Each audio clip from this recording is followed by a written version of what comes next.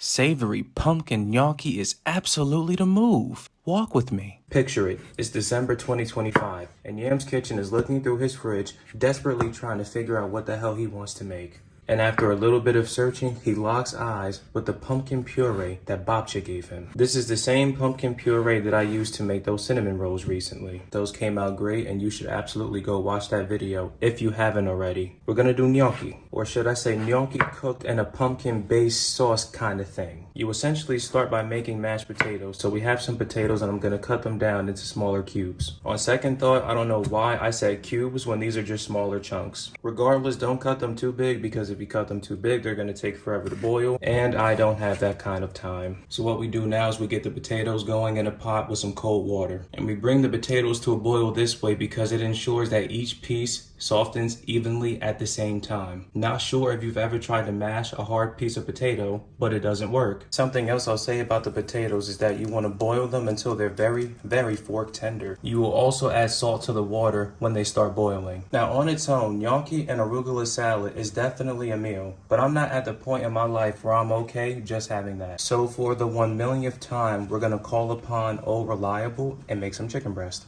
So far, we've added all of garlic powder, black pepper, and smoked paprika. I'm sorry to bother you, but do you have the time? That has to be perhaps the most unfunny thing I've ever said, and for that I apologize. By the way, the time jokes are going absolutely nowhere, but this is salt. And now we make sure that these seasonings are evenly dispersed. We add some oil.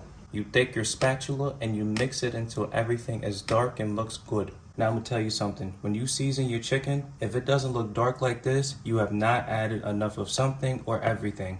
Let this be a visual guide for you. Now I am gonna be honest with you. This arugula salad is super basic. And that's fine. Just because it's basic does not mean that we're skipping on flavors and it won't be delicious. And this super low effort dressing is gonna give you really big flavor. You start with lemon juice and oil, you add some salt, you also add some pepper.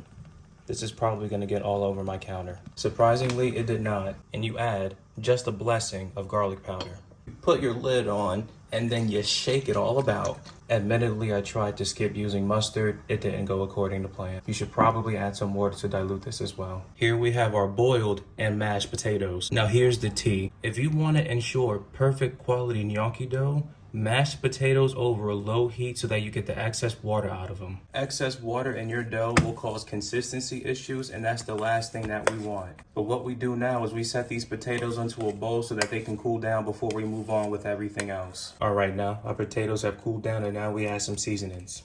I'll give you a cookie of your choosing if you could guess the first seasoning I added. This is salt though. And to be honest, I did not need to add a lot because it seems I salted the water pretty well. This is an egg. I'm gonna give this a quick mix before I add the last thing. And we add it gradually so that all of the flour can evenly incorporate. We don't want any lumps anywhere. Gonna be honest with you, that took a lot longer than expected, and it was a lot more work than expected. At any rate, I have covered it. I'm gonna put this in the fridge to rest, and now we make our chicken. This chicken has been doing nothing but sitting and marinating, and it smells absolutely delicious. And from here, you already know what happens. We leave them alone so they can get that nice and beautiful browning on the bottom. After meditating, the universe has tapped me on the shoulder and said, "Child, it is time to flip the chicken." And dare I say, the universe was right. Look at that browning. I don't know what these two smaller pieces of chicken have going on here because they look like shrimp, but the rest of these look normal and they look great. And with our chicken complete, we flour our work surface and we put our dough on the work surface next. Hello there. Please excuse the mess. I may or may not be in hell right now. After going to battle with this dough, I have successfully rolled the log. You will now cut pieces. These pieces will be your gnocchi. Take your knife, be careful, and just try to cut evenly, like so. Now you take your thumb and you do that until they all have been fingered. Something I need y'all to understand is that this is Yam's Kitchen. I am not Pablo Picasso. We're gonna put these into some boiling water. Our pieces of potat are in the pot, and when they are done, they will start to float. As you can see, they've grown, they've gotten bigger. Get them out the pot now. I sure hope you didn't clean that pan that we cooked this chicken in because we're about to maximize flavor in a big way. The oil is hot. Add your boiled potats. And you just let those crackle and pop away until they have nice color. They have been going, they have been frying, and damn it, they look good. Imagine having all of these potatoes and no fresh garlic anywhere. It sautés until it's fragrant. Now, normally when you think of pumpkin puree, you probably think of something sweet. Hell, you might even think of baby food. But you know what? When you cook it down, it becomes earthy, it becomes nutty, and it becomes rich. AKA, it's perfect for what we're doing here today. What's nice about pumpkin puree is that you only really need to heat it up. You don't have to wait long before you season it. Now, because I season literally every step of the way, we add black pepper. Now, I personally don't give a damn whether you're adding pumpkin puree to cinnamon rolls or using it like this. You can always use some nutmeg.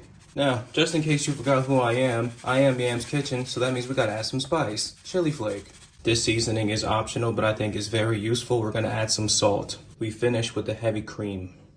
We let this finish cooking over a low heat, and gosh darn it, we're almost done. You would be lying to yourself if you said this did not look pretty. Now, initially, this arugula salad was only gonna consist of arugula, but then a little birdie told me to add some pumpkin seeds, so now we're gonna add some pumpkin seeds. And of course, don't forget that dressing. Perfectly cooked chicken breast incoming. Parsley makes everything look good, so I'm gonna add parsley. Now, I don't know about you, but to me, it should be on a restaurant's fall menu somewhere.